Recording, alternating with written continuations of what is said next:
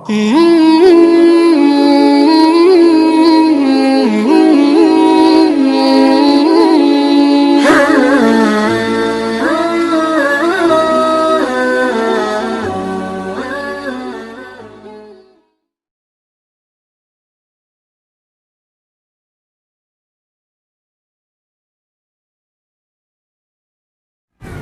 kata beliau? Di tahun yang sama meninggal juga istri Nabi, orang yang melindungi Nabi.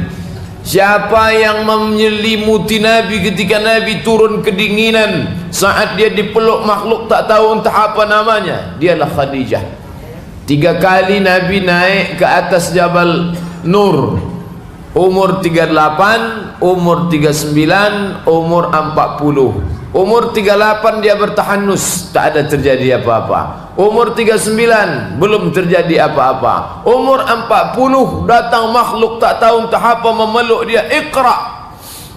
Kata dia, ma'ana biqari, aku tak bisa membaca. Iqra, ma'ana biqari. Iqra bismi rabbikal ladzi khalaq, khalaqal insana min 'alaqin. Iqra wa rabbukal akramul ladzi 'allama bil qalam, 'allamal insana ma lam ya'lam. Dia pun turun, kedinginan menggigil, ketakutan.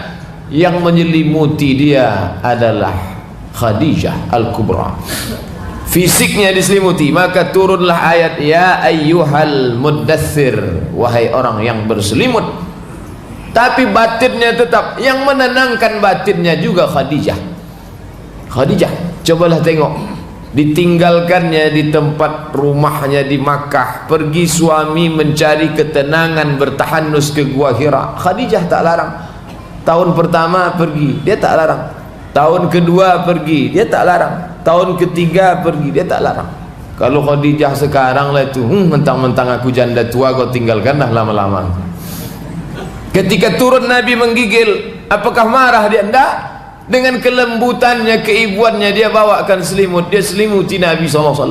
Kalau perempuan yang marah tentu, kan dulu dah aku bilang jangan pergi, sekarang menggigil tahankanlah. Khadijah tak begitu. Turun Nabi menggigil, diselimutinya. Bagaimana menenangkan batin Nabi? Datang dia ke Waraqah ibnu Naufal. Waraqah ini orangnya buta, tapi dia banyak tahu kitab Injil dan Taurat, karena dia agamanya Nasrani. Lalu kemudian bertanyalah Khadijah kepada Waraqah ibnu Naufal. Kebetulan Waraqah ni paman dia. Wahai pamanku Waraqah, ya, tadi malam suamiku dipeluk makhluk entah apa namanya, dia tidak tahu. Lalu kemudian besar sekali sampai sesak napasnya. Ini kalimat yang dia bacakan, kira-kira apa namanya itu?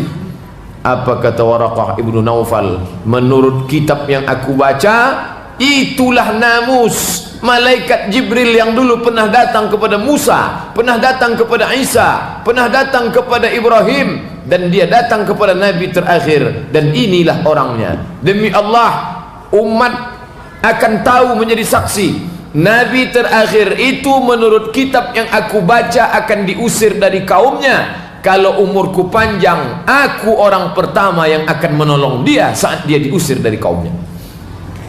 Maka tenanglah batin Nabi. Fisiknya tenang karena diselimuti, batinnya tenang karena mendapatkan jawaban atas segala pertanyaan. Maka nampaklah kedudukan Khadijah yang luar biasa. Maka suatu ketika Aisyah cemburu kepada Nabi karena Nabi selalu mengenang menyebut Khadijah. Maka kata Nabi SAW, pada saat semua perempuan kafir mengingkari aku, dia beriman kepadaku. Pada saat semua membenci aku, dia sayang kepadaku. Pada saat tak ada perempuan bisa melahirkan anakku, dia melahirkan anak-anak untukku. 4 anak perempuan Nabi itu berasal dari rahim Khadijah. Maka Khadijah yang tak dapat terlupakan. Dan Khadijah itu pula meninggal. Paman tempat bergantung patah, istri tempat berpegang habis. Lalu kemana Nabi mengadukan keluh kesahnya? Kalau orang sekarang susah keluh kesah, diadukannya ke wall Facebook. Pergi Nabi ke kampung namanya Taif, nama sukunya Saqif. Sampai di sana dengan harapan nanti insya Allah hati yang susah ini akan senang karena orang Taif nanti akan menyambut dakwah Islam, maka sakitnya hati ini akan terlupakan. InsyaAllah mereka akan menyambut, mereka akan bersyahadat, mereka akan menerima dakwah Islam insyaAllah. Tapi apa yang terjadi begitu sampai di Taif? Mereka bukan menyambut Nabi dengan tala'al badru alaina, mereka bukan menyambut Nabi dengan marhaban ya nural aini. Mereka sambut Nabi dengan lemparan batu, kayu, kotoran onta. Salah satu batu itu mendarat di pelipis Nabi, menetes darahnya. Bersembunyilah Nabi di balik bukit besar. Tak sanggup lagi wadangkan hujan batu datang, bersembunyilah Nabi di situ. Dia mengadu kepada Allah Subhanahu wa taala, ya Rabb, ya Allah, ilaika ashku dha'fa quwwati, kepada engkau aku mengadukan kelemahan diriku, wa qillata hilati, ketidakberdayaanku, wa hawani bainan nas, aku hina sekarang ya Allah. Dulu aku dihormati pamanku keturunan Quraisy, sekarang dia sudah meninggal. Dulu aku dihormati istriku seorang pedagang sukses kaya, sekarang dia pun sudah meninggal. Yang ku anggap bisa menolongku orang Taif, mereka pula melempar, anta rabbul mustad'afin, engkau Rabb yang melindungi orang yang lemah, tolong aku ya Allah.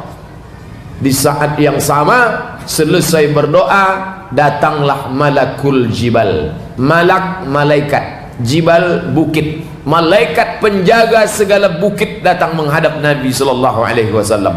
Apa kata dia? Ya Muhammad, tunjukkan mana bukit yang paling besar di jazirah Arab ini. Tunjukkan. Hari ini juga akan kucabut, kutimpakan ke penduduk Taif, rata mereka dengan tanah. Andai kita lah yang jadi Nabi saat itu. Paman baru meninggal, istri baru meninggal, orang baru saja melempar, darahnya masih basah menetes. Tiba-tiba datang malakul jibal, hai Abdul Somad, tunjukkan mana bukit yang paling besar. Langsung saya tunjuk, itu Gunung Bromo, itu Gunung Kidul, itu Gunung Loser, timpakan semua, matikan mereka semua dengan tanah. Sakit betul hatiku ini sudah. Biasa orang khilaf silap waktu dia ditekan beban berat. Kamu kan sudah ngaji, kata ustadz sebut sabar. Saya sebetulnya sabar Pak Ustadz, tapi kenapa kamu ngamuk juga? Susah betul hati saya waktu itu. Susah hati selalu dijadikan alasan untuk membenarkan perbuatan. Susah hati. Aku sebetulnya orangnya baik, tak pemarah. Kenapa marah beberapa hari ini? Biniku meninggal.